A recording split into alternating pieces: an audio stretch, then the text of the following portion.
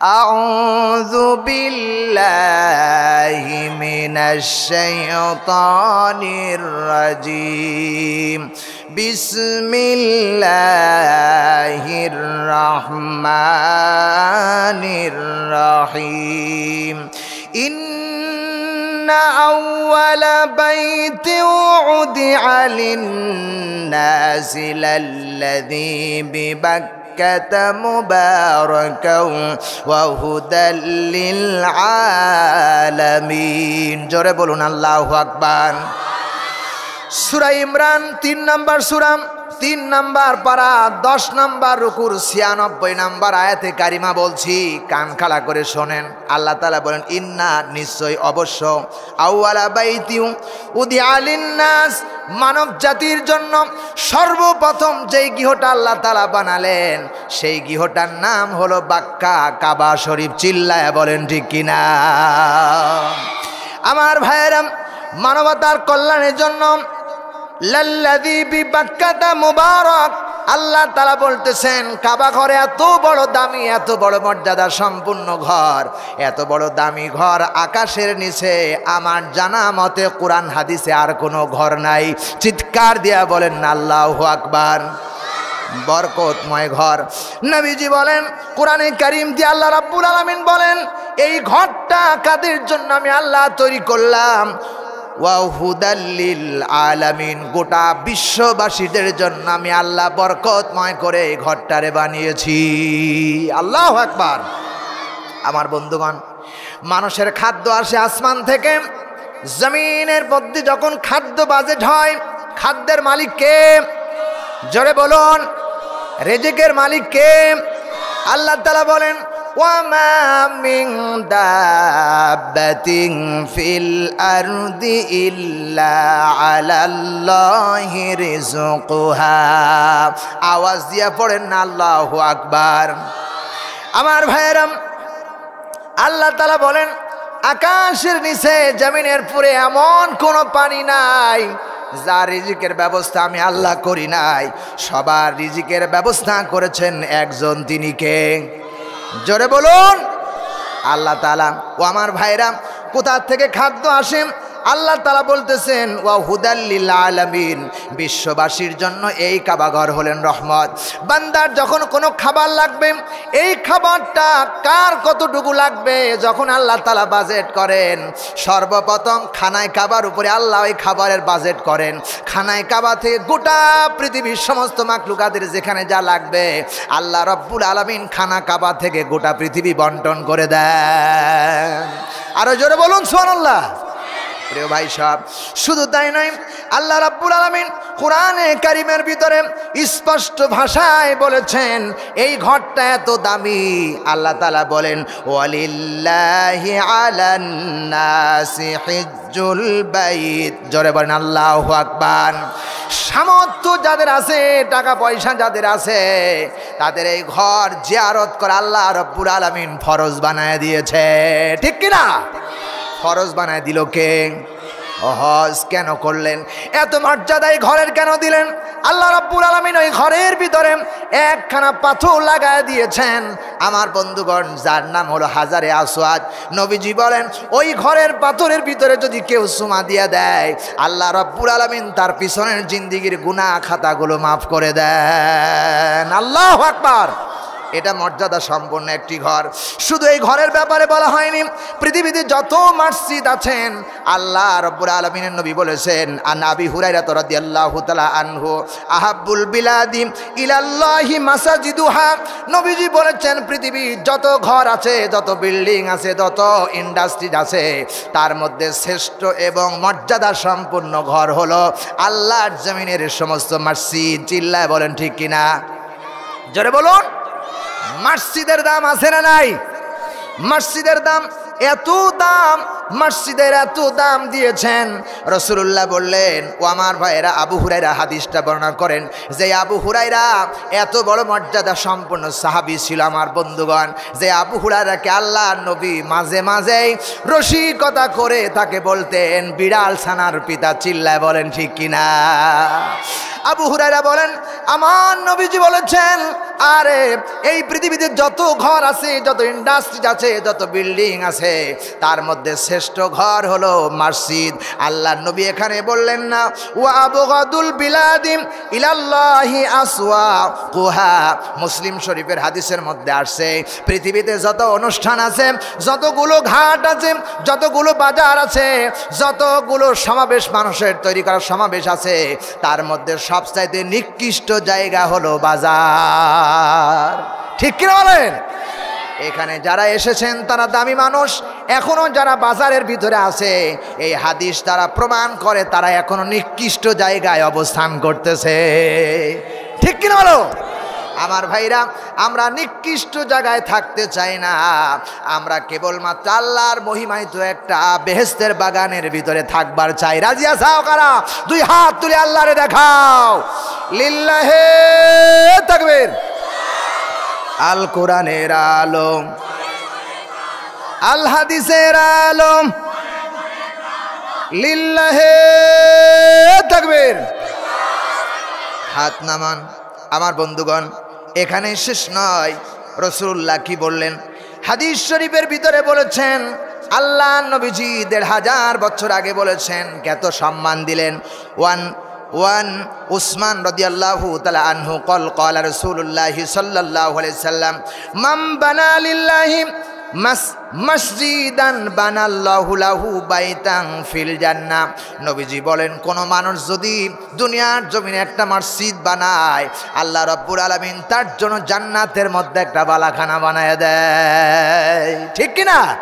তাহলে বাজারের কথা বললেন না, আমার ঘরে ইন্ডাস্ট্রিজের কথা বললেন না, আমার ৫ তলা বিল্ডিং এর কথা বললেন না, কেবলমাত্র আল্লাহ রাব্বুল আলামিন মসজিদের মর্যাদার ক্ষেত্রে বললেন, যারা মসজিদ বানায় তাদের জন্য আল্লাহ রাব্বুল আলামিন জান্নাতের ভিতরে একটা বালাখানা বানায় দিবে।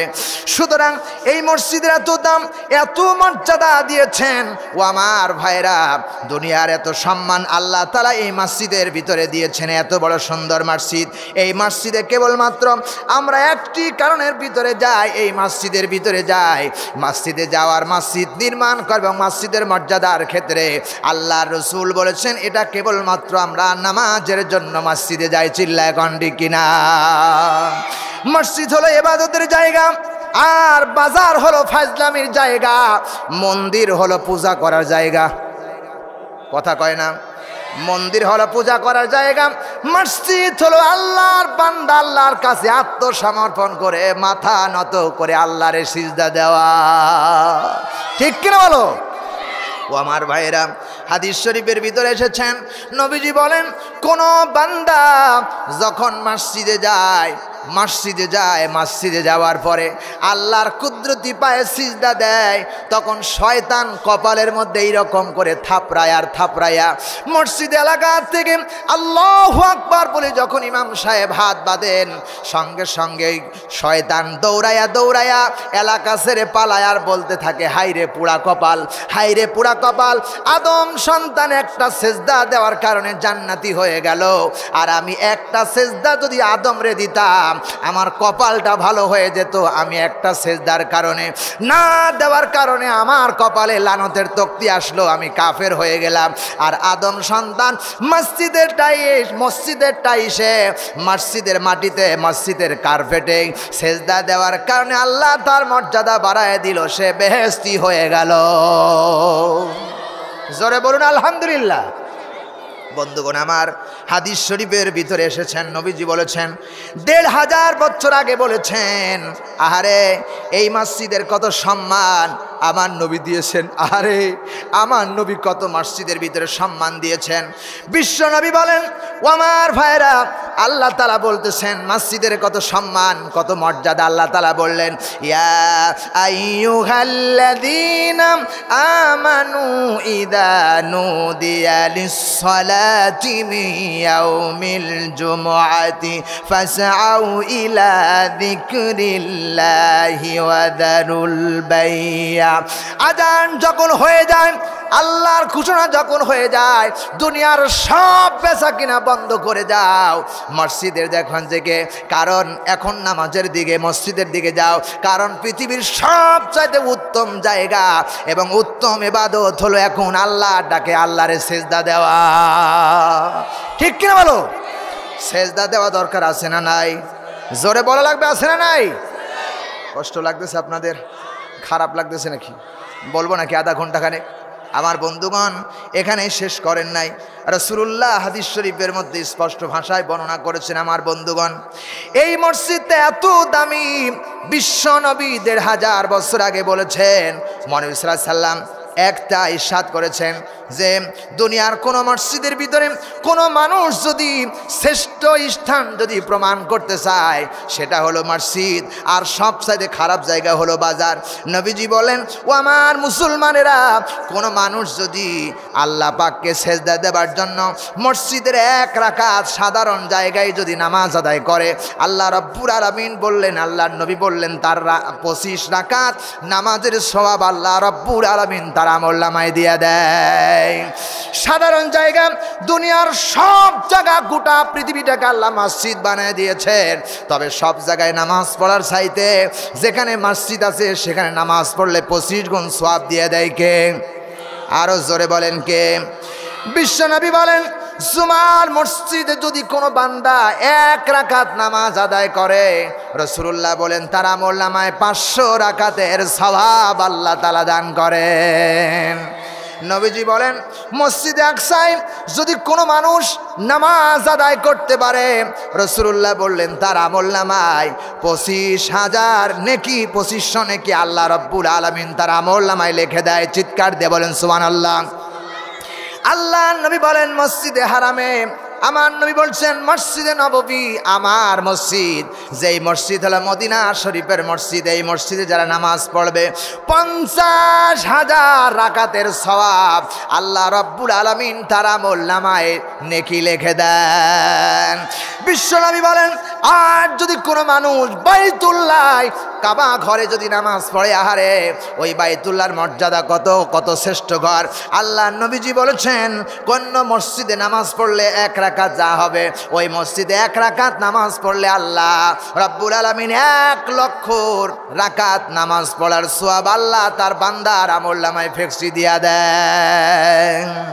ভাইয়া জান, ভাইয়া জান, ভাইয়া জান, ভাইয়া জান, ভাইয়া জান, ও ভাইয়া জান, আজান হলে মসজিদেতে যান, ভাইয়া জান, ভাইয়া জান, ভাইয়া জান, ভাইয়া জান, ভাইয়া জান, আজান হলে মসজিদেতে যান, ভাইয়া জান। আজান হলে মসজিদে যাবেন কারা কারা? 2 হাত তুলে আল্লাহরে দেখান। এই দেখেন তো, তুলেন নিকে হাত? হাত তুলে নিকে? ওকে ধরেন। লিল্লাহে তাকবীর, আল কোরআনের আলো। হাত নামান। বন্ধুগণ, বলবো নাকি? গানটা বলবো? বলবো আমার লেখা। ওই যে মান্না গান গাইলো, আম্মা জান, আম্মা জান, আম্মা জান, আমি ওইটাকে পরিবর্তন করে বাদ্য ছাড়া বানাইলাম, ভাইয়া জান, ভাইয়া জান, ভাইয়া জান, ভাইয়া জান, ভাইয়া জান, ও ভাইয়া জান, আজান হলে নামাজেতে যান, ভাইয়া জান। নামাজ হলো আল্লাহর হুকুম, আল কোরআনে বলে রে, আল কোরআনে বলে, কাফের মুসলিম পার্থক্য যে নামাজের মাধ্যমে। কথা বলেন। আল্লাহ বলেন, নামাজ হলো আল্লাহর হুকুম, আল কোরআনে বলে রে, আল কোরআনে বলে, কাফের মুসলিম পার্থক্য যে নামাজের মাধ্যমে। এই কথাটি বলছে হাদিসে নবী দুজাহান, ভাইয়া জান, ভাইয়া জান, ভাইয়া জান, ও ভাইয়া জান, আজান হলে নামাজেতে যান, অথবা আজান হলে মসজিদেতে যান, ভাইয়া জান, ভাইয়া জান, ভাইয়া জান, সবাই ভাইয়া জান, ভাইয়া জান, ভাইয়া জান। প্রতিদিন মুয়াজ্জিন সাহেব ডাকছে বারে বারে রে, ডাকছে বারে বারে, ঘুমের চেয়ে নামাজ ভালো শুনছি সবাই কানে। কথা বলেন। প্রতিদিন মুয়াজ্জিন সাহেব ডাকছে বারে বারে রে, ডাকছে বারে বারে। ঘুমের চেয়ে নামাজ ভালো শুনছি সবাই কানে। আজান শুনে জবাব দিয়ে, আজান শুনে জবাব দিয়ে মসজিদে ভাইয়া যান, ভাইয়া যান, ও ভাইয়া যান। আজান হলে নামাজেতে যান, ভাইয়া যান। হায়াতের মেয়াদ যেদিন শেষ হইয়া যাবে রে, শেষ হইয়া যাবে, আজরাইল আসিয়া তোমার সামনে খাড়া হবে। কথা বলেন না ঠিক কিনা? ঠিক কিনা?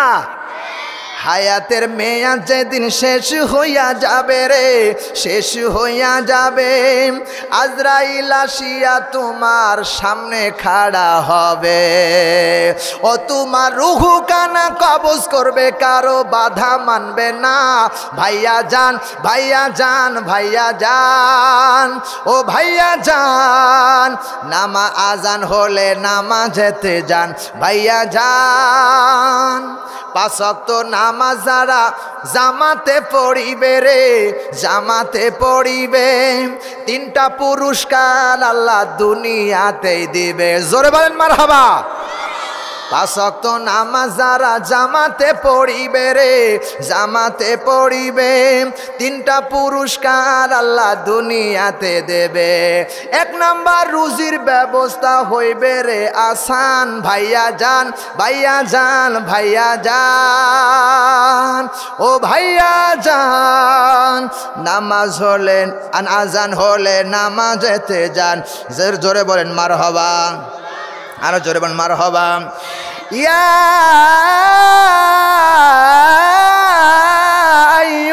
আইয়ুহাল্লাযীনা আমানু ইযা নুদিয়া লিস-সালাহ,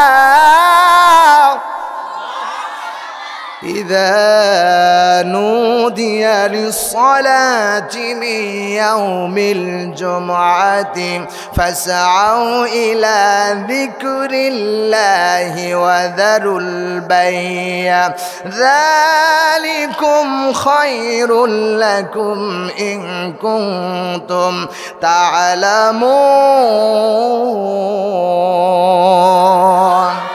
আর জোরে আল্লাহু আকবার। আমার বন্ধুগণ, মসজিদ বানানো হলো, আল্লাহ তাআলা বলতেছেন মসজিদটা আমি মর্যাদাবান বানায় দিলাম। আমার বন্ধুগণ, কাবা ঘর যারা তওয়াফ করবে, এই পৃথিবীর সব চাইতে দামি জায়গা হলো আরাফাতের ময়দান। চিল্লায় বলেন ঠিক কিনা? দুনিয়ার সবচেয়ে 12টি বছরকে ভাগ করে দিলেন। এই 12টি মাসের মধ্যে আল্লাহ রাব্বুল আলামিন সবচেয়ে মর্যাদা সম্পন্ন মাস হলো রমজান মাস। সামনে আসতেছে, ঠিক কিনা বলেন? দামি মাস হলো রমজান মাস। আমার বন্ধুগণ, আল্লাহর জমিনে সবচেয়ে সাপ্তাহিকের সবচাইতে বড় দিনটা হলো, মর্যাদা সম্পন্ন দিন হলো জুমার দিন। আর দিনের মধ্যে সবচেয়ে মর্যাদা সম্পন্ন দিন হলো আমার বন্ধুগণ লাইলাতুল কদরের রাত। রাতের বেলায়, রাত লাগবে না, রাতের বেলা হলো সবচেয়ে বড় মর্যাদা সম্পন্ন রাত, কদরের রাত। যেই কদরের রাত এক রাত ইবাদত করলে 1000 মাসের চাইতেও বেশি সওয়াব আল্লাহ বান্দার আমলনামায় দিয়া দেন। এত বড় মর্যাদা সম্পন্ন দান বানিয়েছেন আল্লাহ তাআলা।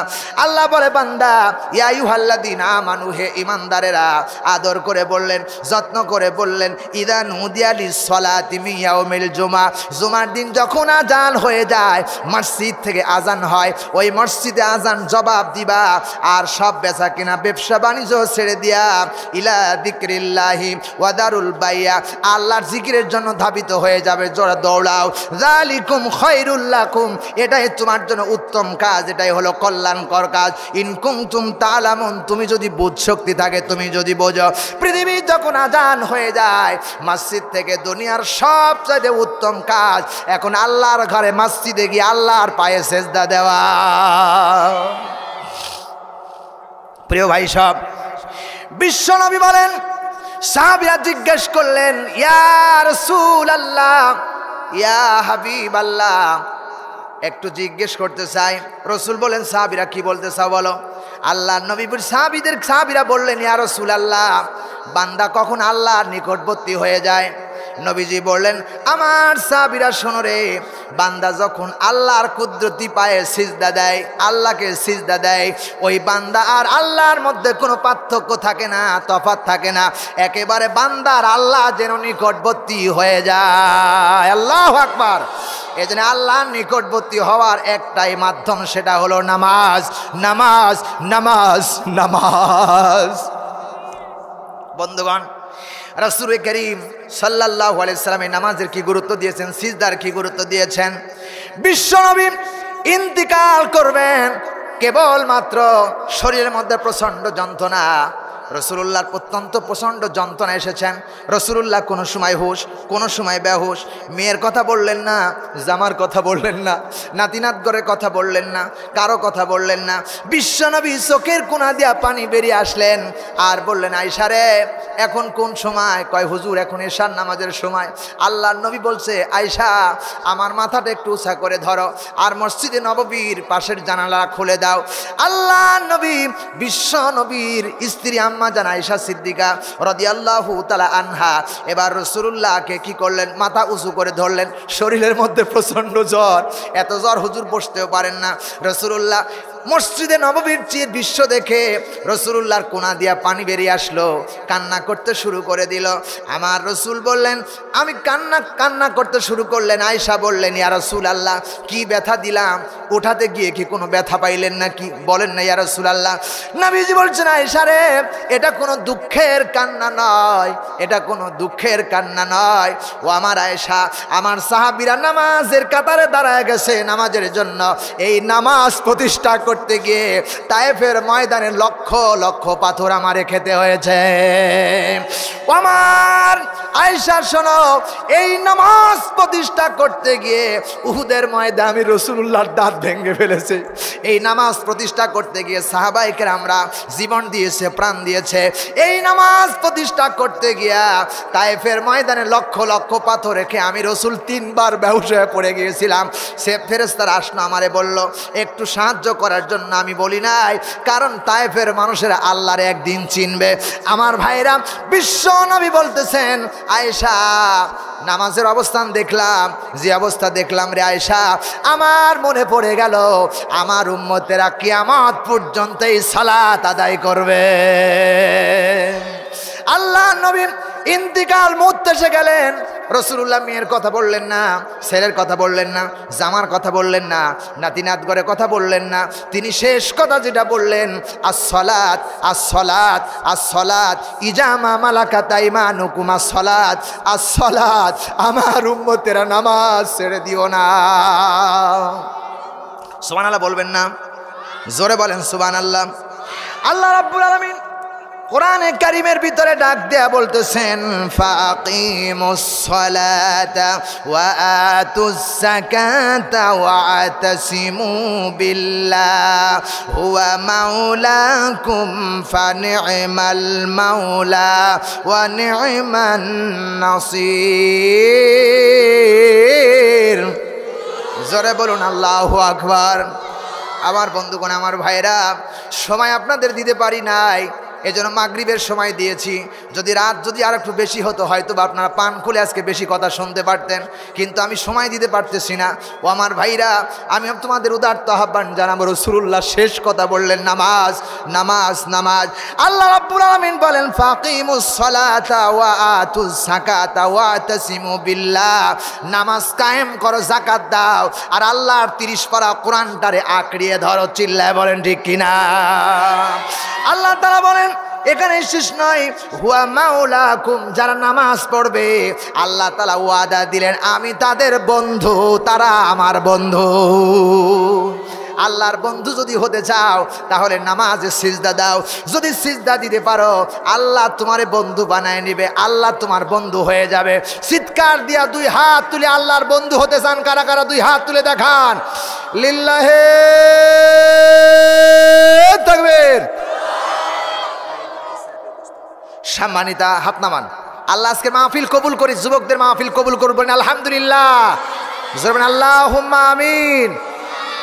সম্মানিতা মা বোনরা শোনো, তোমাদেরকে উদারত আহ্বান জানাচ্ছে, একটু মাঠের মধ্যে এক বোন আর এক বোনকে বসার জন্য জায়গা করে দাও, একটু সুযোগ করে দাও।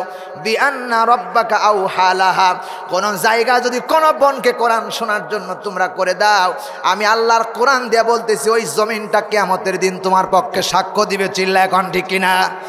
একটু চেপে চেপে বসি সবাই, পুরুষ অথবা নারীরা যারা আছেন সবাই চেপে চেপে বসুন। আহা, মেয়েদের কথা যখন আসলো, মেয়েদের মর্যাদা কত জানেন? রাসূলুল্লাহ বললেন মেয়েরা যদি 4টা কাজ করতে পারে, তারা আল জান্নাতের 8টা দরজা দিয়া, যে কোনো দরজা দিয়া সে প্রবেশ করতে পারবে, বাধা নাই, কেউ বাধা দিবে না। চিল্লা বলেন ঠিক কিনা? নামাজ পড়ো, এরপর রোজা রাখো, স্বামীর খেদমত করো, এরপর পর্দায় থাকো। বিশ্বনবীর কাছে ফাতিমা জিজ্ঞেস করলেন, ইয়া রাসূলুল্লাহ, ইয়া হাবিবাল্লাহ, নারীদের জন্য সবচেয়ে গুরুত্বপূর্ণ ইবাদত কোনটা? রাসূলুল্লাহ বললেন, ওমার ফাতিমা, নামাজ সব সময় পড়া লাগবে না, ওয়াক্ত মতো নামাজ পড়া তোমাদের জন্য ফরজ করে দিয়েছেন কে? জোরে বলেন, ওয়াক্ত মতো নামাজ পড়া কি? জোরে বলেন, ফরজ। আল্লাহ তাআলা বলেন, ইন্নাস সালাতা কানাত আলাল মুমিনিনা কিতাবাম মাওকুতা, নির্ধারিত সময় এবং ওয়াক্ত মতো নামাজ পড়া ফরজ ঘোষণা দিয়েছে কে?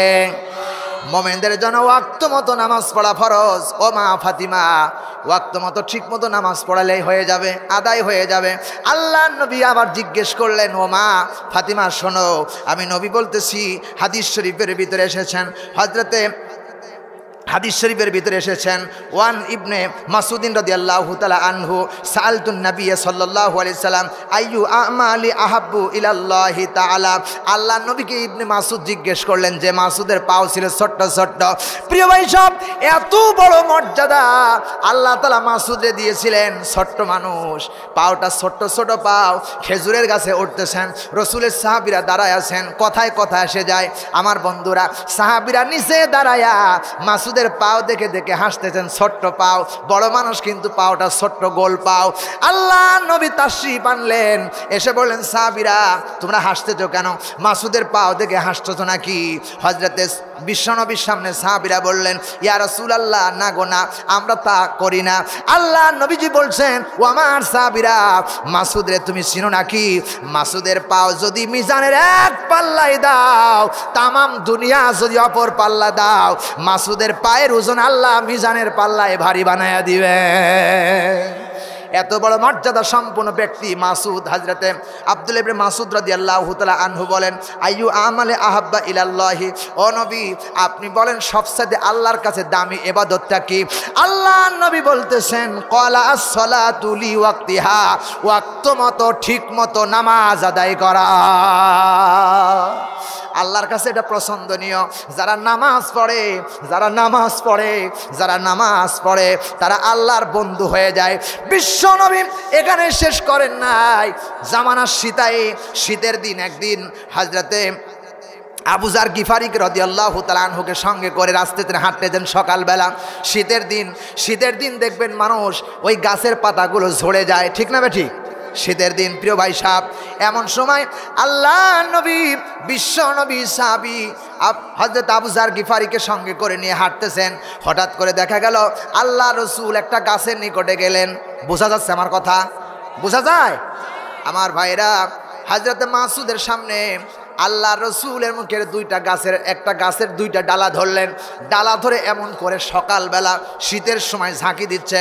রসুলকে বললেন, আবু যার গিফারি বললেন, ইয়া রাসূলুল্লাহ, কেন আপনি বারবার এই গাছের ডালা ধরে ঝাঁকি দিচ্ছেন? রাসূলুল্লাহ বলেন, আবু যার রে, তাকায় দেখো গাছের পাতাগুলো টপ টপ করে পড়ে যাচ্ছেন। নবীজির সাহাবী আবু যার গিফারি বললেন, ইয়া রাসূলুল্লাহ, দুই নজরে দেখতেছি পাতাগুলো পড়তেছেন। নবী বলেন, আবু যার রে, গাছের পাতা যেমন করে টপ টপ করে পড়তেছে, কোন বান্দা যখন নামাজে সিজদা দেয়, আল্লাহরে সিজদা দেয়, তার জীবনের গুনাহ গাছের পাতাগুলো টপ টপ করে পড়ে সব গুনাহ মাফ হয়ে যায়। এই নামাজ ছাড়তে রাজি নাই, নামাজ জীবন দেব, নামাজ ছাড়বো না, ঠিক কিনা? প্রিয় ভাই সব, একথা নবীজি বললেন। আহারে বিশ্ব নবী বললেন, একথা বললেন আমার বন্ধুগণ। এরপরে নবীজি হাদিস শরীফের মধ্যে বললেন, সুম্মা আইয়ু ক্বালা বিররুল ওয়ালিদাইন, পিতামাতার সাথে সদ্ব্যবহার করা আল্লাহর কাছে বেশি পছন্দনীয়। 3 নম্বরে বললেন, সুম্মা আইয়ু ক্বালা আল জিহাদু ফি সাবিলিল্লাহ, নামাজ প্রতিষ্ঠা হয় নাই, নামাজ প্রতিষ্ঠা করার জন্য আন্দোলন করা আল্লাহর কাছে সবচাইতে দামি ইবাদত। ঠিক কিনা বলো আমার বন্ধুগণ? আমরা এখানে চিল্লায় চিল্লায় নামাজ প্রতিষ্ঠা করতে পারবো না যতক্ষণ পর্যন্ত কোরআনে কারীম বাংলার পার্লামেন্টে না যাবে, ততক্ষণ পর্যন্ত প্রত্যেকটি মানুষ নামাজ পড়বে না, পড়বে না, পড়বে না। আইন যখন পাশ হয়ে যাবে, 7 বছরের ছেলে চিন্তা করবে নামাজ না পড়লে 14 বছর কারাদণ্ড যাওয়াই লাগবে। কথা কয় না, কথা কয় না। এই জন্য দলমত নির্বিশেষে আওয়ামী লীগ নাই, বিএনপি নাই, জাতীয় পার্টি নাই, জামাত ইসলাম নাই, জাসদ নাই, বাসদ নাই, চর্ম নাই, ফুরফুরা, আটরশি, দেওয়ানবাগি, সব ভেদাভেদ ভুলে আল্লাহর কোরআনটাকে আগামী নির্বাচনে পার্লামেন্টে দেওয়া লাগবে। এই প্রত্যাশায় যদি কোনো কাজ করতে হয়, কারা রাজি আছেন 2 হাত তুলে দেখা। স্লোগান হবে, একটু স্লোগান দেখি কান দিতে পারেন।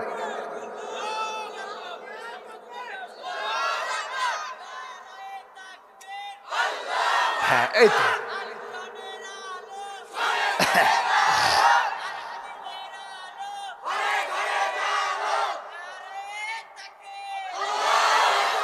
বসন বসন, কারণ কোরআনই হলো শ্রেষ্ঠ কিতাব। কোরআন যতক্ষণ পর্যন্ত কোরআনে কারীম পার্লামেন্টে না যাবে, ততক্ষণ পর্যন্ত মানুষ শান্তির আশা করবে, শুনবে, কিন্তু শান্তি পাওয়া যাবে না। যা 17 বছর আমরা পাই নাই। ঠিক কিনা বলো? শুধু আমাদেরকে জেলখানায় যেতে হয়েছে আর আসতে হয়েছে, জেলখানায় যেতে হয়েছে আর আসতে হয়েছে, বাড়ি ঘর ছাড়তে হয়েছে।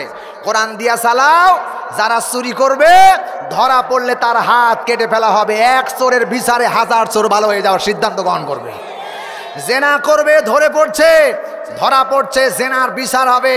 বিবাহিত হলে বুক পর্যন্ত মাটির নিচে পুঁতে অনেক পাথর দিয়া শেষ করে দেওয়া।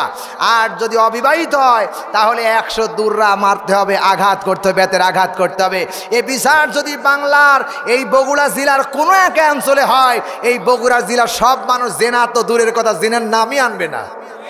কথা কয় না, ঠিক কিনা? আজ আমার দেশের বিচার নাই, বরং যারা অন্যায় করে তাদের শাস্তি হয় না, যারা অন্যায় করে না নির্দোষী তারাই জেলের মধ্যে ধুইকে ধুইকে মরে। ঠিক কিনা বলো প্রিয় ভাই সব? তবে আপনাদের বগুড়ায় নাই।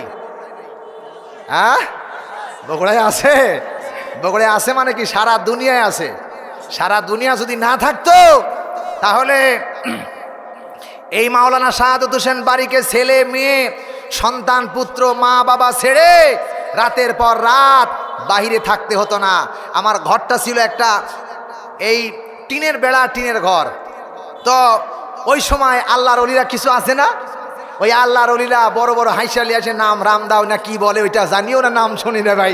ওইগুলার কেসে আমারে ফেলাইছে, ওইগুলার কেসে ফেলায় আমরা হলাম কি কয়, আমরা হলি জুংলিলা কি সন্ত্রাস, যা হাসির নামই জানি না।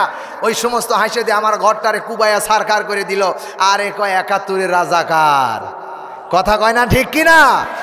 আল্লাহর কসম, আল্লাহর কসম, এখানে যা আছে সব কোরআন এবং হাদিসের রেফারেন্স রয়েছে।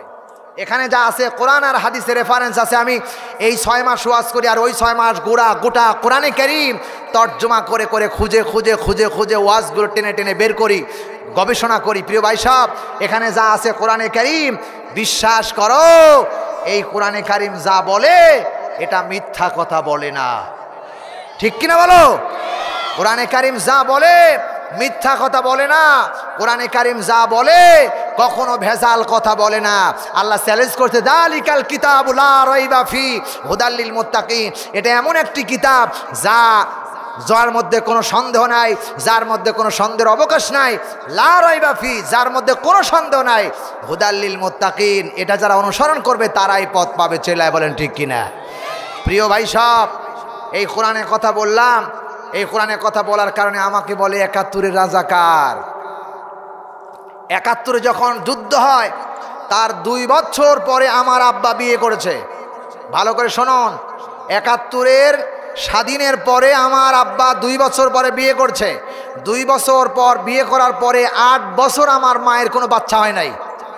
8 বছর পরে আমার এক ভাই হয়। মার পেটে থাকছেন ওই সন্তান 10 মাস। ওই সন্তান 10 মাস পরে জন্ম হলো। ওই সন্তান জন্ম হওয়ার পরে ওই ভাইটা 1 বছর দুনিয়ায় বেঁচে ছিল। এরপরে ওই ভাইটা মারা গেল। তার 3 বছর পরে আমি হয়ে দুনিয়াতে আসছি। আমি হলাম 71-এর রাজাকার। আসলে রাজাকার নয়, চেতনায় রাজাকার। কারণ কোরআন যারা বলে, যারা কোরআনের ডাইরেক্ট কথা বলে, ওই যারা ওদের গায়ে লাগে। কারণ হলো যারা আবু জেহেল বলেছিল মোহাম্মদ যে আইন পাশ করতে চায় ওইটা যদি চলে তাহলে আমাদের নেতাগিরি আর থাকবে না, ঠিক কিনা? ফেরাউন চিন্তা করেছিল মুসা যা বলে ওটা যদি আইন পাশ হয়ে যায় আমার নেতাগিরি থাকবে না। নমরুদ চিন্তা করেছিল ইব্রাহিম যদি যে কথা বলে জাতির লোকেরা যদি বুঝে নেয় তাহলে আমার নেতাগিরি থাকবে না।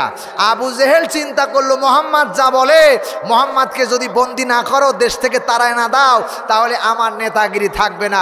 মোহাম্মদকে হয় বন্দি করো, না হলে দেশ তাড়া করো। আজ আমার দেশে যারা এরকম স্বৈরাচারের যারা উত্তরসূরি আছে তারা চিন্তা করলো আলেমদের বন্দি করো, সাইদিকে বন্দি করো, মামুনুল হককে বন্দি করো, নইলে আমাদের ক্ষমতা গোপন তত্ত্বরা বলে দিবে। কথা কয় না, ঠিক কিনা? তাই আমরা হইলাম 71-এর চেতনায় রাজাকার। শুধু রাজাকারই বলে নাই, আমাদেরকে বলা হয়েছে মৌলবাদ। মৌলবাদ বললে আমরা রাগ করি না, কারণ হচ্ছে আমরা হলো মূলবাদ।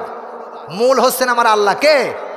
ওয়ালিল্লাহি মা ফিস সামাওয়াতি ওয়া মা ফিল আরদ, আকাশ এবং জমিনের সব কিছুর মালিকানা কার? জোরে বলেন কার? সব চাইতে রাজাকে?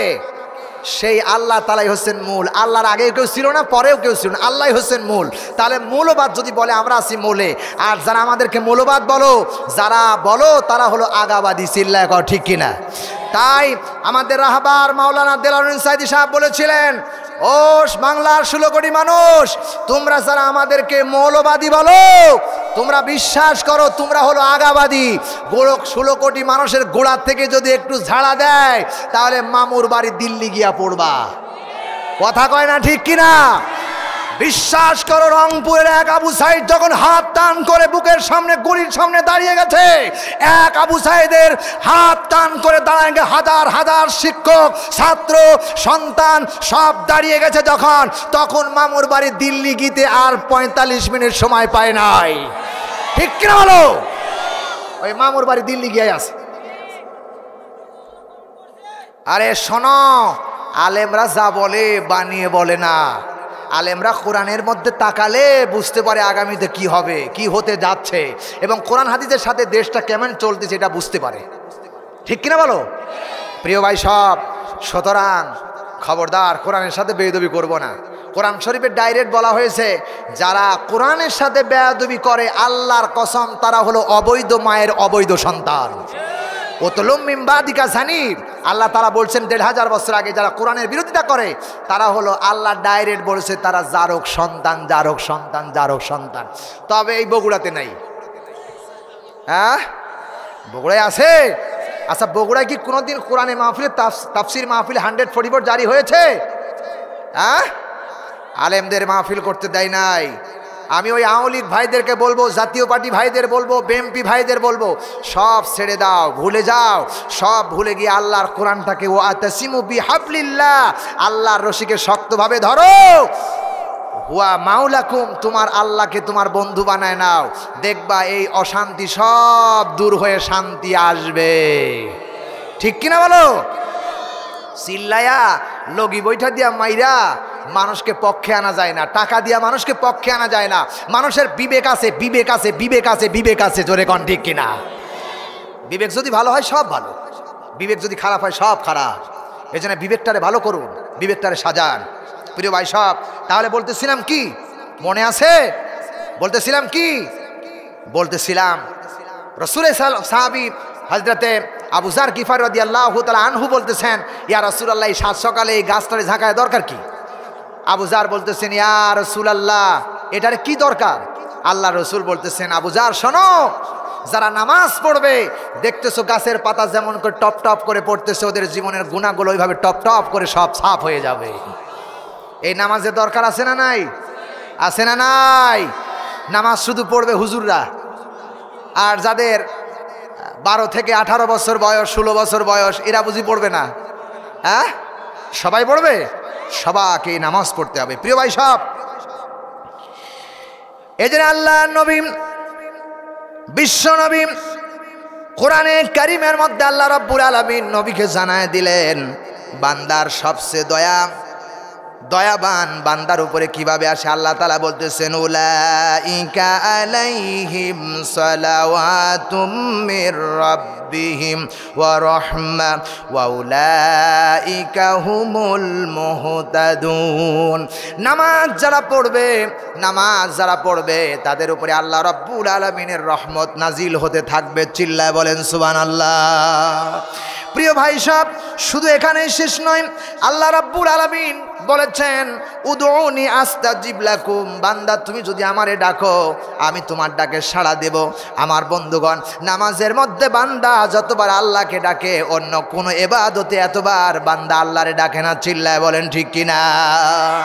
সুতরাং ভাইয়ের আমার, আল্লাহ নবী বলতেছেন, ও আমার মায়েরা শোনো, তোমাদের কথা বলতে গিয়ে আমি ভুলে গিয়েছি, তোমাদের কথা বলতেছিলাম, সময় মতো ওয়াক্ত মতো নামাজ পড়বা।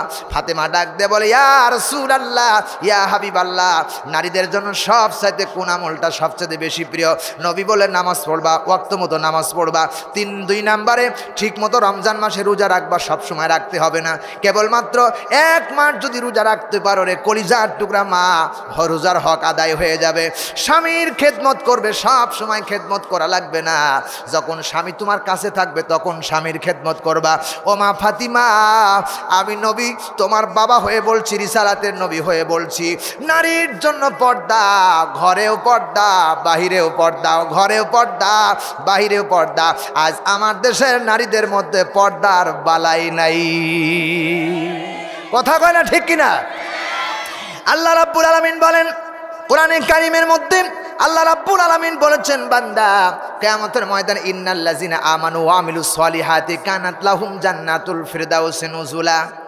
বন্ধুগণ আমার, আল্লাহ রাব্বুল আলামিন বলেন, নিশ্চয়ই যারা ঈমান আনবে আর ভালো ভালো কাজগুলো আঞ্জাম দিবে, বেছে বেছে নিবে, তাদের জন্য জান্নাত আমি আল্লাহ দান করব, জান্নাতুল ফেরদাউস।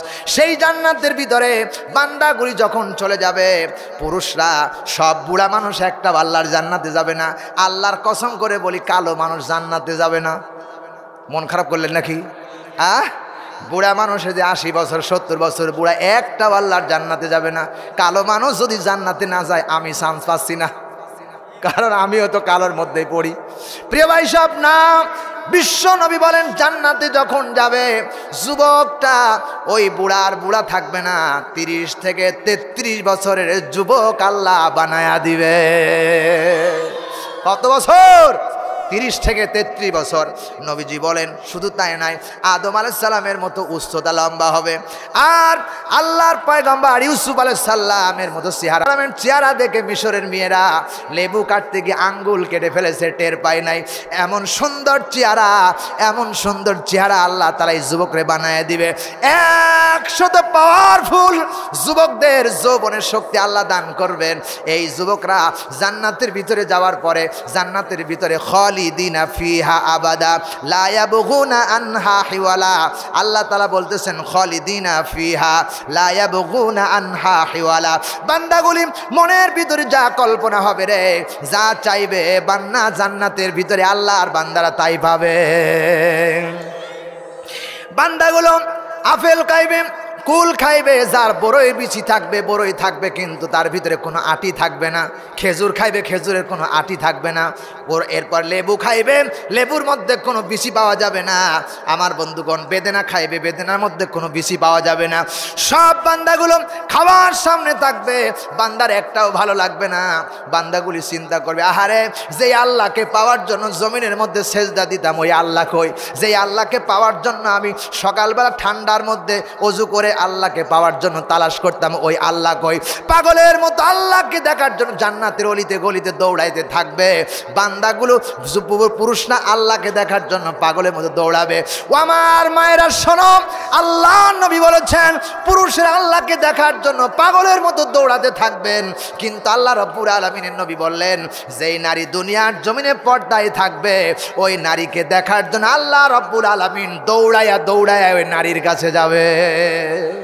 নারীর কি মর্যাদা দিয়েছে। আর এই নারীরা পর্দায় থাকে না, কারণ পর্দায় না থাকলে হাইফাই করা যায় না। কথা কয় না ঠিক না? হাইফাই দরকার আছে, হাইফাই দরকার নাই। যে নারী পর্দার ভিতরে থাকে যুবকেরা তাকে বিয়ে করার জন্য পাগল পারা হয়। চিল্লা এখন ঠিক কিনা? শিলা কলা বাজারে বিক্রয় হয় না, কারণটা মশা পড়ে মাছি পড়ে, আর যেটা পর্দায় থাকে সেটা টাটকা থাকে। কথা কয় না ঠিক কিনা? ওই টাটকার জন্য মানুষ তালাশ করে, ওই পচাটা নেয় না, পচাটার দুর্গন্ধ ওইটা চলে না। প্রিয় ভাই সব, ও আমার বোনেরা, ও আমার নারীরা, ও আমার মা জাতিরা, তোমাদের সম্মান আল্লাহ এত দান করেছে, তোমাদেরকে জান্নাতে দেখার জন্য আল্লাহ আসবে, এই মর্যাদা দুনিয়ার কাউকে আল্লাহ দেন নাই। জুবেন আল্লাহু আকবার। তাহলে এখানে যারা বিয়ে করেছেন কারা কারা দেখি হাত তোলেন। বিয়ে করেছেন? হ্যাঁ, যারা বিয়ে করেন তারা হাত তোলেন না, যারা বিয়ে করেছেন তারা হাত তোলেন। বিয়ে যারা করেছেন, হ্যাঁ আলহামদুলিল্লাহ, মাস, হ্যাঁ হাত নামান। যারা বিয়ে করেছেন তাদের দায়িত্ব কি? আমি আজকের কোরআন থেকে আপনাদেরকে বলবো, ওয়াকারনা ফি বুয়ুতিকুন্না তাবাররাজনা তাবাররুজাল জাহিলিয়াতিল উলা। আল্লাহ তাআলা বলছেন নারীকে পর্দায় রাখো। বিয়ে যারা করেছো তোমার স্ত্রীকে পর্দায় রাখা তোমার জন্য ফরজে আইন। তোমার স্ত্রীকে পর্দায় রাখবা না, আদ-দায়ুসু লা ইয়াদখুলুল জান্নাহ, তুমি জান্নাতের গন্ধও পাবা না। কথা কয় না? জান্নাত তোমার গন্ধও পাবে না। 5 ওয়াক্ত নামাজ পড়লেও তোমার জান্নাত হবে না, কারণ তোমার স্ত্রীকে পর্দায় রাখা ফরজ। তোমার স্ত্রীকে দিয়ে ধান কাটাও আর তুমি বাজারে মুসাম কইরা ঘুরো, এই ইবাদতের কোনো দাম নাই। চিল্লা কর ঠিক কিনা? আচ্ছা বলেন, আপনাদের কি কয় বগুড়া জেলায় মেয়েরা মাঠে ধান কাটে? হ্যাঁ, আমাদের নাটোরের কথা বলছি ভাই। আমাদের নাটোরের মেয়েরা ওই কফির ভুঁয়ে সবজি যে কোনো আবাদ আছে সেইগুলো আবাদের মধ্যে নিড়ান দিয়া আস্থা তাকে সারাদিন নিড়ায়। আমাদের নাটোরের কথা বলছি, তাহলে আপনাদের এলাকায় কি অবস্থা জানি না। আপনাদের এলাকাও আছে? প্রিয় ভাই সব, মেয়েরা চাকরি করতে পারবে, মেয়েরা মাঠে যেতে পারবে, মেয়েরা ঘাটে যেতে পারবে, মেয়েরা সব করতে পারবে, থাকবে আল্লাহর বিধান কেবলমাত্র পর্দার সাথে করতে হবে। চিল্লায় বলেন ঠিক কিনা? ধান কাটলেও সমস্যা নাই। কিন্তু আমি ছোট্টবেলায়, আমার বাপ খুব গরিব মানুষ ছিল, খুব গরিব মানুষ ভাই, এত গরিব মানুষ। আমি যখন দাখিল পরীক্ষা দেই তখনও আমার 2 সন্ধ্যা ভাত পেট ভরে হয়েছে, আমার নজরে পড়ে না। আমি কোনোদিন এমন নজরে পড়ে নাই, কোনোদিন 1 সন্ধ্যায় পেট ভরে হয় নাই, কোনোদিন 2 সন্ধ্যা হাফ খাইছি। এরকম করে করে আল্লাহ তাআলা আমাকে এত বড় বানাইছে, আর এখন খাবার খাইয়া ফুরাতে পারি না। আজ এখানে খাওয়ার জন্য যাচ্তেছে, আর একটা খাওয়ার জন্য বসে আছে, খাইতে শেষ করতে পারতেছি না। এগুলো কার মদদ? জোরে বলুন, কার মদদ? প্রিয় ভাই সব, আমি গেলাম, আমি তখন ছাত্র মানুষ গেলাম এই ঝিনাইদা ধান কাটতে। বিশ্বাস করো, ঝিনাইদা, যেই ঝিনাইদার মাঠে আমি এখন বক্তব্য দিলে হাজার হাজার মানুষ কোরআনের জন্য পাগল হয়ে আসে, সেখানে গেলাম। সেদিনকে আমার দাখিল পাশ করেছি আমি তখন তো দাখিল পাশ করার পরে আলেমের কিছু বই আছে, এই বই আমি নিয়ে গেছি, রাতের বেলা একটু করে পড়বো, সেখানে নিয়ে গেছি। তো ওই বাড়িতে একটা মুরব্বী, কেমন বয়স হবে, আঙ্কেলের মতো হবে, এমন বয়স হবে, ওনার 2টা মেয়ে আছে। ওনার 2টা মেয়েরা ওই ঘরে পড়তেছেন, আর আমি এই ঘরে বসে বসে পড়তেছি। কিন্তু মুরব্বী ফলো করছে যে ছেলেটা মাঠে কাজ করে, কিন্তু ছেলেটার গলার কণ্ঠস্বর এত সুন্দর, আর কোরআন শরীফ পড়তেছে, এরপরে হাদিস পড়তেছে, আসলে ছেলেটাকে খবর নেওয়া দরকার। সকালবেলা তিনি কিছু বললেন না। সকালবেলা আমরা খাবার খেতে বসেছি বারান্দার উপরে একসঙ্গে, আর ওই মেয়ে 2টা ওই আপনার ওনাদের যে বারান্দা আছে, অপর বারান্দা, ওই বারান্দার উপরে পড়তেছেন। তো উনি হচ্ছেন একজন শিক্ষিত, একজন টিচার, হাই স্কুলের টিচার। উনি তখন ওই মেয়েটাকে জিজ্ঞেস করছে, বাংলাদেশের সোনালী আঁশ কাকে বলা হয়? মেয়েটাকে বলছে সোনালী আঁশ, জাতীয় সোনালী আঁশ কাকে বলা হয়? ওই 2টা মেয়ে আর বলতে পারে না। আমি এই বারান্দার থেকে বলছি, চাচা আমি কি বলবো? বলছে হ্যাঁ বাবা বলো, তুমি কি বলতে পারো? সোনালী আঁশকে বলা হয়, বাংলাদেশকে পাটকে বলা হয় সোনালী আঁশ, ঠিক কিনা বলেন? তখন বলছে তুমি জানলা কেমনে? কোন চাচা, ছোটোকালে একটু মাদ্রাসায় পড়ছিলাম, তো ওই বই পুস্তক পড়তে গিয়ে একটু ওই বিজ্ঞান ইতিহাস এগুলো দেখতে গিয়ে এগুলো বুঝেছিলাম। তো উনি আমাকে সন্ধ্যাবেলা আসলেন, সন্ধ্যাবেলা এসে বলতেছে, বাবা সত্য করে তুমি বলো তো আসলে তুমি কি? আমি বললাম, স্যার আপনার পায়ের যোগ্যতা, পায়ের যে ধুলার যোগ্যতা আছে সেই যোগ্যতা আমার নাই। আমার বাবা খুব গরিব মানুষ, আমি দাখিলে পরীক্ষা দিয়েছি, দাখিলে পরীক্ষা দিয়ে আলেমে সবেমাত্র ভর্তি হয়েছি, আর আমার বাবা আমার টাকা পয়সার যোগান দিতে পারে না। আমি আমার লেখাপড়া খরচের জন্য আমার বাবার টাকা পয়সার যোগান দিতে পারেন, আমি খাবার ঠিকমতো খাবারও পাই না। দুঃখের কষ্টের কারণে লেখাপড়ার যোগানের জন্য, আমার গায়ের পোশাকের জন্য, আর আমার বাবার মুখে হাসি ফোটানোর জন্য আপনার এলাকায় আসছি ধান কাটতে। যে ধান কেটে কয়েকটি টাকা হবে, এইগুলো নিয়ে বই পুস্তক কিনবো, আমার পোশাক বানাবো, আমার বাবার মুখে হাসি ফোটাবো, এই চিন্তা ফিকির করে আপনাদের এলাকায় কাজ করতেছে। আমার মাথায় হাত দিয়ে বলেছিল, বাবা আমি দোয়া করি আজ থেকে যেন তোর আল্লাহ তাআলা যেন তোর উত্তম মাকাম দান করে, আর আল্লাহ তাআলা তোকে যেন এমন বানায় দেয় জাতির কাছে যেন তুই শ্রেষ্ঠ সন্তান হিসাবে গোটা পৃথিবীতে তুই ছড়ায় পড়তে পারিস। আল্লাহর কসম সেই দোয়াটা আমার মনে হয় কবুল হয়ে গেছে। আর সারা পৃথিবী নয়, সারা বাংলাদেশে বগুড়া নয়, সারা পৃথিবী বিভিন্ন এমন কোনো রাষ্ট্র নাই যেখান থেকে আমার কাছে ফোন আসে না, যেখানে আমার একটা প্রোগ্রাম দেন। এই মাসে আমি অন্তত অক্টোবর, নভেম্বর, ডিসেম্বর, জানুয়ারি, ফেব্রুয়ারি এই 5টা মাস জালসা হবে। 5 মাসে 35 এবং 150 জালসা হয়। প্রতিদিন করলে একটা করে করলে 150 জালসা আমি করতে পারবো। আমার কাছে অন্তত 5000 6000 ডেট আসে। আমি কেমনে করব প্রিয় ভাই সব? এর মদত কার? উদুনি আস্তাজিব লাকুম। আমি আমার নজরে দেখেছি, আমাদের দেশে একজন আলেম ছিল, ওনার নাম হলো রওশন আলম হায়দারি সাহেব, উত্তরবঙ্গের বাগ ছিল। ওনার মাহফিলে আমার আব্বা আমারে নিয়ে যাইত, আর পাশে বসায় থাকতো, ওয়াজ শুনতাম। যখন হুজুর এরকম দোয়া করতেন, আমার আব্বা হাত তুলে দেখেছি, বাবার চোখের দিকে তাকায় দেখেছি চোখ দিয়ে পানি পড়তেছে, আর আব্বা বলে, আল্লাহ এই যে তোমার আলেমের কথা শোনার জন্য আজকে ছেলেটারে নিয়ে আসছি, আল্লাহ আমার এই সন্তানটাকে তুমি তোমার দিনের মুজাহিদ হিসেবে কবুল করো। আমার আব্বার দোয়া মঞ্জুর হয়ে গেছে, আর সারা বিশ্বে আমার নাম ছড়ায় আছে। মানুষ হাজার হাজার মানুষ কোরআন শোনার জন্য পাগল হয়ে কোরআনের কথা শোনার জন্য আজকে ময়দানে বসে থাকে। চিল্লায় বলেন ঠিক কিনা? এটা কার মদদ? আল্লাহর মদদ। ও বোনেরা, তোমরা তোমাদের পর্দার বিধানকে ঠিক রাখো, তোমাদের মর্যাদা আল্লাহ বাড়ায় দিবে। আমার একটি মেয়ে একটি ছেলে, এই যে একটি ছেলে আমার এখানে আছে, ছেলেটা মিডিয়ার কাজ করে, এই ছেলেটা আমার কোরআনের হাফেজ, 30 পারা কোরআনের হাফেজ, এবার দাখিলে পড়তেছেন প্রিয় ভাই সব। আর একটা মেয়ে আছে আমার, ওই মেয়েটা এবার দাওরা পড়ে, এবার ফাইনাল পরীক্ষা দেবে। ও আমার দেশের মানুষেরা, ছোট্টবেলায় 4 থেকে 5 বছর বয়সে তারে মাদ্রাসায় ভর্তি করেছি। মাদ্রাসায় ভর্তি করার পরে আমার যারা চাচাতো ভাই আছে, তারা চাচা হয়, বড় আব্বা হয়, তারা আমার মেয়েকে এখন পর্যন্ত দেখে নাই। বাড়ি আসলে বলে এটা কার মেয়ে, তখন পরিচয় দেয় অমকের মেয়ে আমি। বড় আব্বা আপনি আমার চিনেন না, আমি অমকের মেয়ে। বলে মেয়ে এত বড় হয়ে গেছে, সালাম দেয়। শত শত ঘটক আসতেছে আমার বাড়িতে, আপনার মেয়েটারে দেবেন নাকি? কত এনে যায়, বিডিআর, পুলিশ, কত কর্মরত ব্যবস্থা, সরকারি চাকরি, আমার মেয়েটাকে নেওয়ার জন্য পাগল। যদি শিলা কলা হইতো আসতো না। ঠিক কিনা বলো? এই জন্য যুবক ভাইরা তোমাদেরকে বলছি, অকুল্লিল মুমিনিনা ইয়াগুদ্দু মিন আবসারিহিম ওয়া ইয়াহফাজু ফুরুজাহুম। তোমার চোখটাকে নিম্নগামী করো, বেগানা নারীর দিকে তাকায়ও না। তুমি যেটার দিকে তাকাচ্ছ ওর চাইতে তুমি যদি কন্ট্রোল করতে পারো চোখটারে, তোমার যৌবনটাকে কন্ট্রোল করতে পারো, ওর চাইতে ভালো আল্লাহ তোমার মিলাইয়ে দিতে পারে কি পারে না? বোনেরা, যারা তোমরা অন্য কোনো পুরুষের সঙ্গে মেলামেশা করার জন্য, ভালোবাসা করার জন্য ফ্রি টক টাইমে SMS এর মাধ্যমে কথা বলো, ওই সমস্ত বন্ধ করে দাও। ওর চাইতে ভালো, বকাটা ছেলে চাইতে ভালো তো স্বামী তোমারে মিলাইতে পারে কি পারে না? আজ দেখা যায় দিনাজপুর থেকে এক মেয়ে আর ঢাকার এক মেয়ে, দুইজনের মধ্যে প্রেম আলাপ হয়েছে। ও এখন ভাত খায় না, এদিকে ও ভাত খায় না, দেখা যায় দুইজন গলার দড়ি লিয়ে মরে। এটা নিয়ে অভিশাপ নিয়ে মরো না, আল্লাহর গুলামি করো আর আল্লাহর জান্নাতে প্রবেশ করো।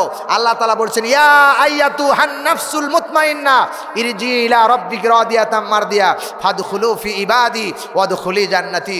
ও প্রশান্ত আত্মা, তোমার রবের দিকে ফিরো, তোমার রবের ইবাদত করো আর তোমার রবের জান্নাতের ভিতরে প্রবেশ করো। জোরে বলেন আল্লাহু আকবার। আমরা কি রবের জান্নাতে যেতে চাই কি চাই না? তাহলে প্রত্যেকটি ওয়াক্তে আপনাকে আল্লাহর জন্য সেজদা দেওয়া লাগবে। চিল্লায় বলেন ঠিক কিনা? নামাজ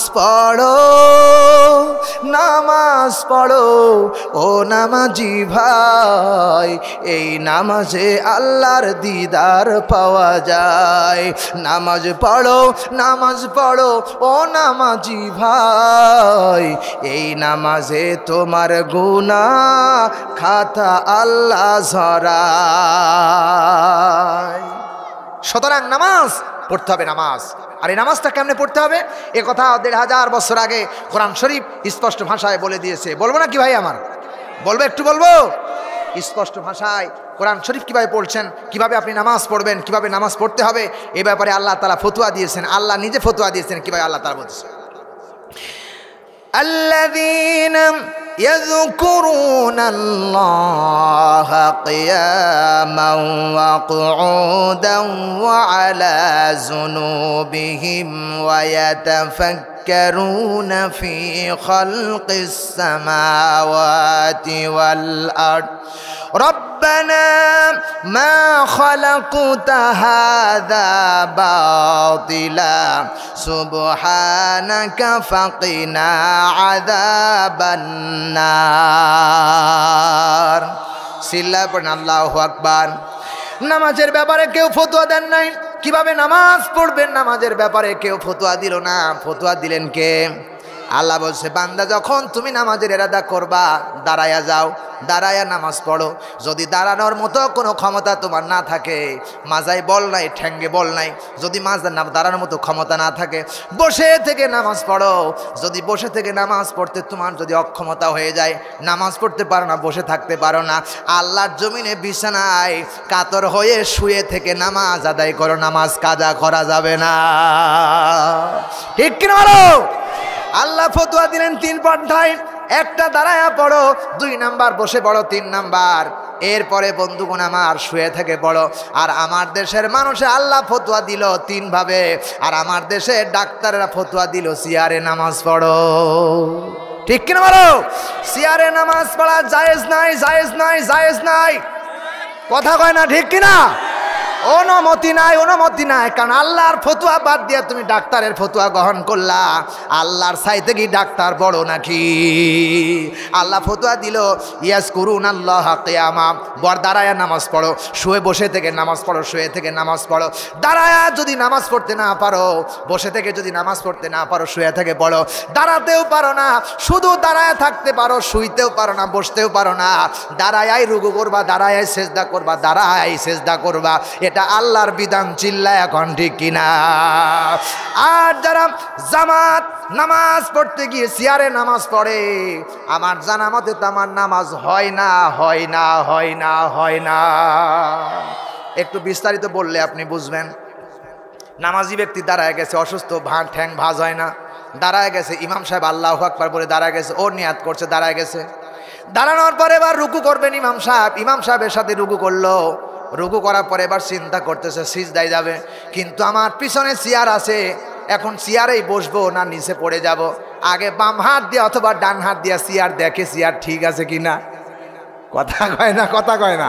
আমার বাস্তব দেখা, আগে চেয়ার দেখে, এরপরে তালাশ করে, এরপরে চেয়ারে বসে, এরপরে গান সেজদা যায়। ওর নামাজ নামাজে থাকে না, ওর নামাজ থাকে চেয়ারে। চিল্লা এখন ঠিক না ব্যাঠি? এই জন্য চেয়ারে নামাজ পড়া জায়েজ নাই, জায়েজ নাই, জায়েজ নাই। ফতোয়া আল্লাহ দিয়েছে, আমারে দোষ দিয়ে লাভ নাই। চিল্লা এখন ঠিক না ব্যাঠি? প্রিয় ভাই সাহেব, ডাক্তারের কথা শুনলে আপনি ধরা খাবেন, আরো রোগ ভালো তো হবেই না, বরং তার রোগ আরো বাড়বে। প্রিয় ভাই সাহেব, এই জন্য আল্লাহ তাআলা বলতেছেন ফাজকুরুনি আযকুরুকুম ওয়াশকুরুলি ওয়ালা তাকফুরুন। চেয়ার স্মরণ করো না, আল্লাহরে স্মরণ করো। কথা কয় না? চেয়ার স্মরণ করো না, আল্লাহরে স্মরণ করো। যদি আল্লাহরে স্মরণ করতে পারো, তোমার নামাজের মাধ্যমে গুনাহ খাতা মাফ করে দিবে কে? জোরে বলেন কে? আল্লাহর নবী বারবার বলতেন, নবীজি বারবার, রাসূলুল্লাহ বারবার বলতেন, ও আমার সাহাবীরা, ও আমার সোনার উম্মতেরা বলো, রাসূলুল্লাহ বলেন, কোন মানুষ যখন নামাজের জন্য বাড়ি থেকে বের হয়, বাড়ি থেকে বের হয়, জুমার দিন আসলো, আজকে কিসের দিন? জুমার দিন। 12টা পর্যন্ত জুমার দিন থাকবে। এই জুমার দিনে 45টি সময় আছে। এই 45টি সময়ের মধ্যে যদি কোনো বান্দা দোয়া করে, কোনো মোমেন বান্দা, মুসলিম বান্দা দোয়া করে, ওটা আল্লাহ খালি হাতে ফেরত দেয় না, খালি হাতে ফেরত দিতে জানে না। নবীজি বলেছেন, কোনো বান্দা যখন বাড়ি থেকে আজান শোনার পরে বাড়ি থেকে যখন মসজিদের দিকে রওনা হয়ে যায়, মসজিদে আসার পরে এবার সুন্নত আছে সুন্নতটা পড়লো, এরপরে নফল আছে নফলটা পড়লো, কারোর সাথে দুনিয়াবি কোনো কথা বললো না। ইমাম সাহেবের খুতবা শুনলো, সুন্নত নফল ফরজ নামাজ পড়ে বাড়ির দিকে রওনা হয়ে গেল। আল্লাহ নবী ১৫০০ বছর আগে বলেছেন, ও আমার গুনাহগার উম্মতেরা শোনো, রাসূলুল্লাহ বললেন, আর সেই বাড়ি থেকে মসজিদ পর্যন্ত আসতে যতবার কদম দিয়েছ, প্রত্যেকটা কদমের বিনিময়ে 1 বছর দাঁড়ায়া নফল নামাজ পড়লে যে সওয়াব হয়, সেই সওয়াবটুকু আল্লাহ তোমার আমল নামায় লিখে দিবে।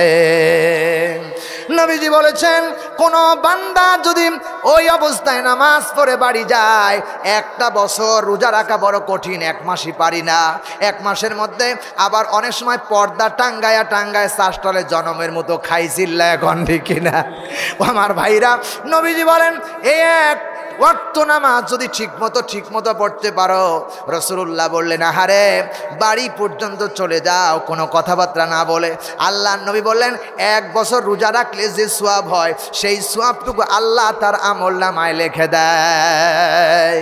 আল্লাহ নবী বলেছেন, 1 জুমা থেকে আর 1 জুমা পর্যন্ত যখন কোনো বান্দা নামাজের জন্য মসজিদে আসবে, এই জুমা থেকে পরের জুমা পর্যন্ত কত গুনাহ করেছো, ছোটখাটো গুনাহ ভুলভ্রান্তি হয়ে গেছে, আল্লাহ ওই জুমার বরকতে আর ওই জুমার বরকতে মাঝখানের গুনাহ কথা আল্লাহ মাফ করে দেয়। চিৎকার দিয়ে বলেন আল্লাহু আকবার। এটা আমার নবীর জবানে বলে দিয়েছেন।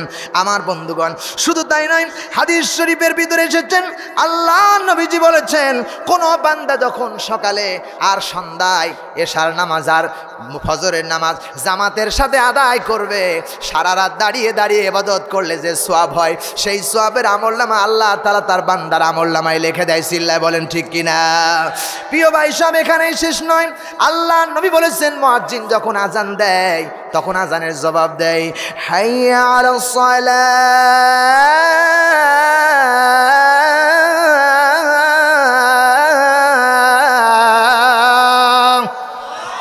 আরো জোরে বলেন, হাইয়া আলাস সালাহ।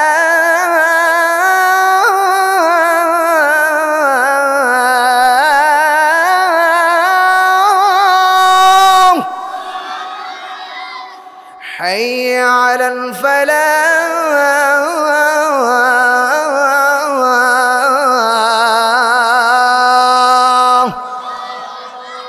মুয়াজ্জিন সাহেব যখন আজান দিল, আজানের জবাব দিবা আর মসজিদে গিয়া নামাজ আদায় করবা। যতবার মসজিদে তুমি নামাজের জন্য যাবা, আল্লাহ তার অসংখ্য ফেরেশতা দিয়া জান্নাতের মধ্যে তোমার জন্য মেহমানদারি করার জন্য খানা তৈরি করতে থাকে। ও আমার ভাইরা, যতবার মসজিদে যাবে খানা পাক হইতে থাকে। আচ্ছা বলেন তো, আমার বাড়ি কোনো মেহমান আসলে মেহমানদের জন্য খানা দায়ের হয় কিনা? হয় কি হয় না? আমি নাটোর থেকে এসেছি, যুবক ভাইরা অনেক কষ্ট করে পরিশ্রম করে আমার জন্য খাবার তৈরি করলো, ফল দিল, বিস্কুট দিল, চানাচুর দিল, কত কি দিল মেহমানদারি করার জন্য। আর আল্লাহর বান্দা আল্লাহর ঘরে যাবে, আল্লাহর মেহমান, আল্লাহ খাবার দিবে না তা না, আল্লাহ প্রত্যেকবারের জন্য খাবার বাজে